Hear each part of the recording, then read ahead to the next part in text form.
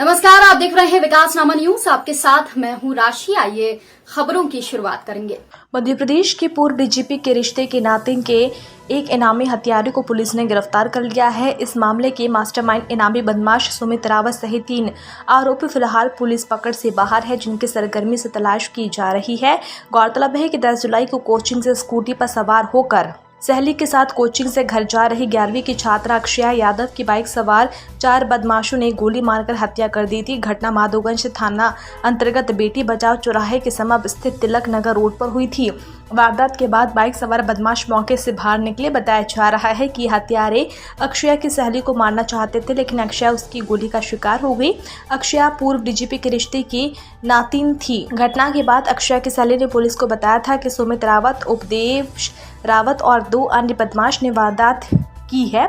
घटना की वजह अक्षय के सहेली से ने सुमित एक तरफा प्यार करना बताया जा रहा है। वहीं पुलिस आरोपियों के पीछे लगी हुई थी। पुलिस ने मास्टरमाइंड सुमित रावत की गिरफ्तारी पर 30,000, उपदेश की गिरफ्तारी पर 10,000 का इनाम घोषित किया था। इसी बीच बदमाशों के पीछे लगी पुलिस को बुधवार को उस वक्त सफलता हाथ लगी जब डबरा में पुलिस ने घेराबंदी कर सुमित के बड़े भाई और 10,000 के नामी उपदेश रावत को गिरफ्तार कर लिया है। पुलिस का कहना है कि सुमित डबरा पहुंचकर उपदेश से अलग हो गया था। प्रारंभिक पूछताछ में उपदेश ने अक्षय की सहेली से सुमित के एक तरफा प्यार को वारदात की असली वजह बताया है। फिलहाल इस मामले का मास्टरमाइंड इनामी बदमाश सुमित रावत सहित 3 आरोपी फरार बताए जा रहे हैं।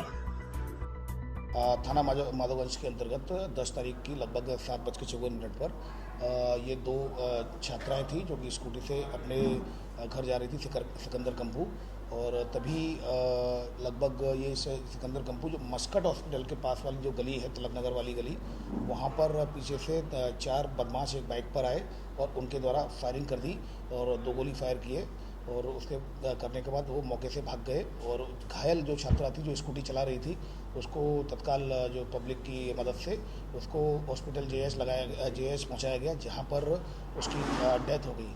और इस डेथ हो गई उसके बाद से लगातार ये काफ़ी संवेदनशील विषय था, और इसमें लगातार पुलिस अधीक्षक ग्वालियर श्री राजेश चंद्र सर के नेतृत्व में लगातार टीमें गठित की गई। इसमें क्राइम ब्रांच ने लीड करते हुए और टीमें बनाई गई, और इसमें घटना के कारणों पे और कौन कौन व्यक्ति इसमें आरोपी हो सकते हैं उसके लिए लगातार कोशिश की गई, जिसमें कि 2 लोग आइडेंटिफाइड हुए, जिसमें एक जो मुख्य आरोपी था उसके के लिए उसकी गिरफ्तारी के लिए एडीजी सर के द्वारा 30,000 रुपये का इनाम किया गया था, और जबकि दूसरा आरोपी था जो कि नामजद आरोपी थे जिसके ऊपर 10,000 रुपये का इनाम किया गया था। उसके बाद से लगातार टीमें काम कर रही थी, और फिर अभी टीमों के क्राइम ब्रांच की टीम के द्वारा 2 आरोपियों को दिल्ली से हिरासत में लिया है, और 3 आरोपियों को महाराष्ट्र से हिरासत में लेकर अभी आ रहे हैं। और एक आरोपी को कल जो 10,000 का इनामी था वो कल पकड़ लिया था। एक 30,000 का इनामी महाराष्ट्र से पकड़ा है, उसके साथ 2 अन्य साथी भी पकड़े हैं, वो भी रास्ते में है, ऑन द वे है, उनको भी लेकर आ रहे हैं। और एक आरोपी को राजस्थान से पकड़ा है। तो कुल मिलाकर इस प्रकरण में जो साजिश करने वाले लोग उनको भी पकड़ा है, और इसके अलावा जो 4 शार्प शूटर थे उनको भी क्राइम ब्रांच ने हिरासत में लिया है।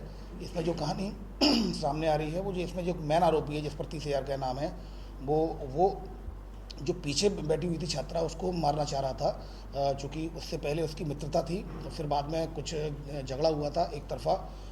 इसका प्रेम था जो कि इसके द्वारा भी पूछताछ से फिलहाल बताया गया है, और उसको लेकर के उसके द्वारा इस तरह की घटना की गई थी। उसने रंजिश मानते हुए इसको बदला लेने की नीयत से उसके द्वारा ये घटना की गई थी अपने मित्रों के साथ मिलकर। फिलहाल 7 आरोपियों को पुलिस ने हिरासत में ले लिया है, एक को गिरफ्तार कर लिया गया है, इनसे और पूछताछ की जा रही है। इसमें जो घटना की गई थी उस समय एक बाइक पर 4 सवार थे, और दूसरी एक बाइक और थी जो कि साइड में ही खड़े हुए थे, वो कुछ दूरी पर, उसमें 2 लोग थे और एक प्लानिंग में शामिल था। तो कुल मिलाकर 7 आरोपियों को पुलिस ने एक को गिरफ्तार कर लिया, 6 को हिरासत में लिया गया है।